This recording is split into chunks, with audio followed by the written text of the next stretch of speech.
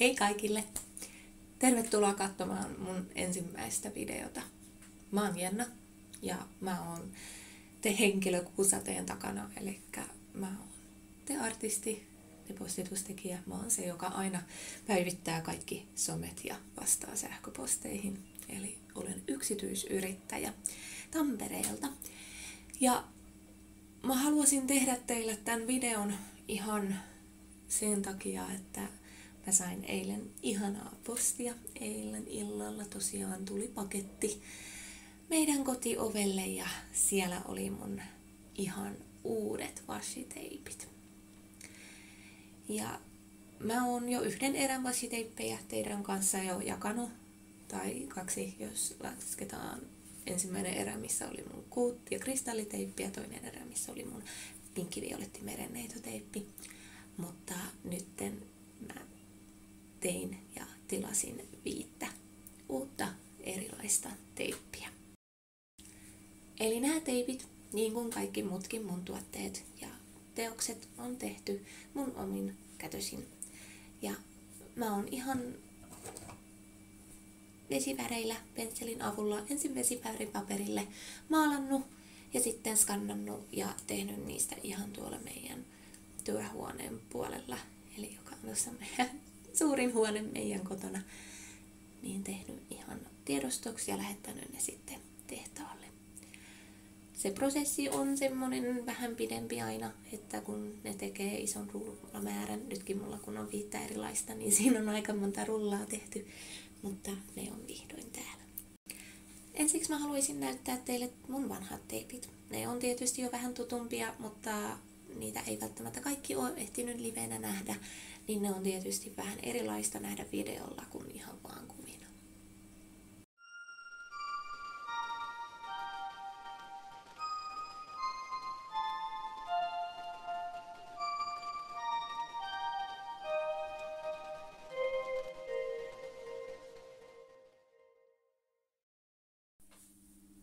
Ensimmäinen mun vanhoista teipeistä, mistä mä haluaisin vähän kertoa, on tää Kuusateen kuuvaiheet printtiteippi. Tää on itse asiassa mun toinen kuuvaiheteippi ja tää on lähtöisinkin itse asiassa siitä, että mun kuufoiliteipin kuvut ei ollut niin yksityiskohtaisia, koska foilaustekniikka ei valitettavasti onnistu hirveän yksityiskohtaisille kuville. Tässä valitettavasti vaan kävi tehtaalla pieni värivirhe, jonka takia tätä myyn nyt kakkoslaatuisena. Eli tässä on tämmöinen keltainen värivirheläikkä noin 30 sentin välein. Monet on mulle sanonut, että se ei edes haittaa tai ei sitä edes huomaisi, jos siitä ei olisi maininnut, mutta koska mä itse tiedän, että se ei kuulu siinä olla, niin ihan itse en pysty myymään sitä ihan ykköslaatuisena.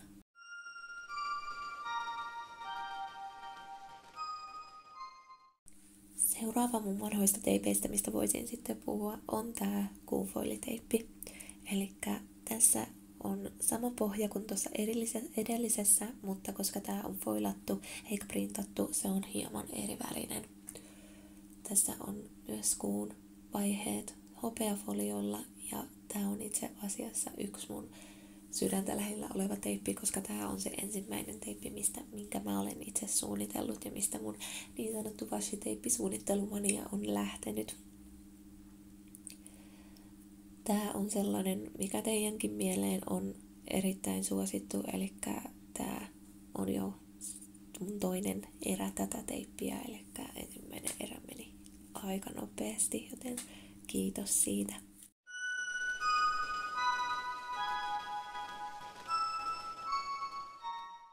Kristalliteippi on semmoista sarjaa, että mä haluaisin vähän jotain pastellisempaa, koska vaikka mulla siniset ja galaksit on erittäin sydäntä lähellä, niin on myös hyvin pastellinen henkilö välillä. Tässä on sitten tätä mun toista ihanaa sydäntä lähellä olevaa maalausaihetta, eli kristalleja. Ja valitsin tähän pohjaksi itse asiassa liukuvärjätyn, mitä ei välttämättä ihan aina huomaakaan. Eli jos tätä katsoo ensin toista reunaa ja sitten toista reunaa, niin huomaa, että toinen on vähän vihertävä ja toinen on vaaleanpunertava. Eli tässä on itse asiassa takana vaaleanpunasta vihreäseen menevä liukuväri.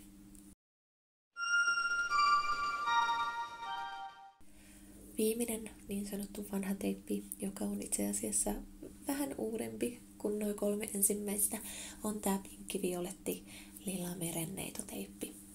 Ja tää on mun ensimmäinen holofoiliteippi, eli tässä näkyy just tätä tämmöstä holofoliointia suomuissa. Ja tän taustaan kanssa lähtöisin mun vesiväritaiteesta ja siksi vaihtelee vähän väreistä. Mä tykkään ihan hirveästi tässä sen takia, että tätä voi käyttää niin violetissa kuin pinkissäkin aukeamassa tai muussa vihossa.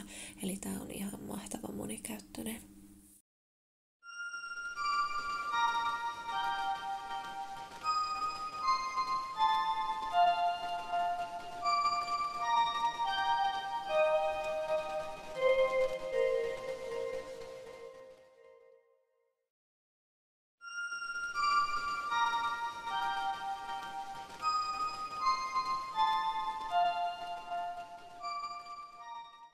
Ensimmäisenä on teippi, jossa itse asiassa inspiraationa on ollut revontulet ja skandinaavinen mytologia, että miten ne on saaneet alkunsa. Eli tässä on kettu, joka juoksee tuntrasta maa pitkin ja jättää perässään sitten revontulen jälkeensä. Revontulissa on aivan ihanaa tällaista vähän erikoista holofoilia, joka ei hohda niin kuin normaali holo, vaan siinä on vähän tällainen just revontulimainen hohde.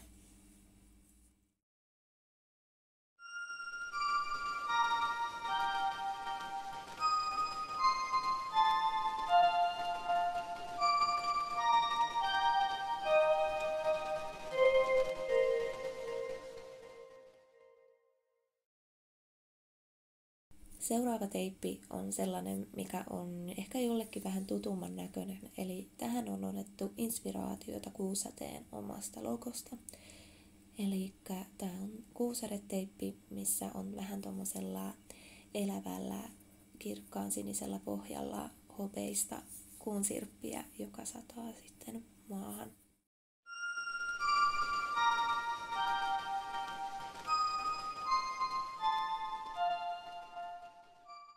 Seuraava teippi onkin sitten jatkoa ja kaveri mun pinkkililalle merenneitoteipille, eli tässä on tämmönen vihersiniturkoosi merenneitoteippi. Tämän merenneitoteipin suomut on pikkasen kapeammat kuin pinkkililassa, niin se toimii tosi hyvin myös pienimmillä esimerkiksi kalenterisivuilla, eli saa vähän enemmän sitä merenneitosuomua siihen. Tässä myös folio on pikkasen erinäköistä, eli tässä on itse asiassa samaa foliota kuin tuossa kettuteipissä, eli vähän tuommoista elävämpää, ihanaa. Sopii tosi nätisti myös merenneitoon.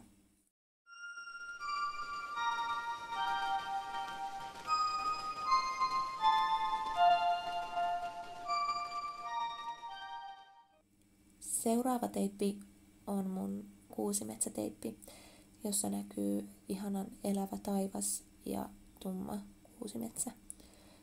Tässä on taivaalla hopeisena foliona pisteitä, jotka on ihan kumpaa haluaa, joko tähtiä tai lumisadetta.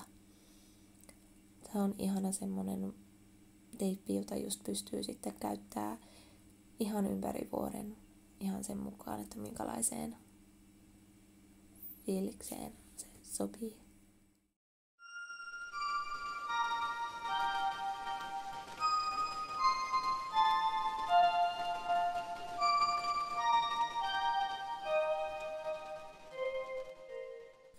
Viides teippi, joka tässä erässä tuli, on Kuusateen ketjuteippi. Ja vaikka suosikkeja ja lemppareita ei pitäisi valita, niin tämä on ehdottomasti yksi mun suosikeista. Tässä on ihana tämmönen sinivioletti galaksitausta, jonka päällä on hopeista ketjukuviointia. Ja tässä ketjussa näkyy ihanasti myös jokainen lenkkikin.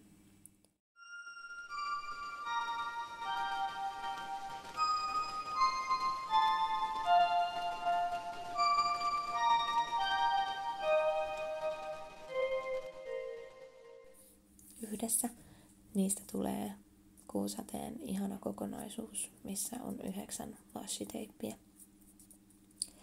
Vähän erilaisia, vähän samantyylisiä, joita voi yhdistää tai käyttää erikseen.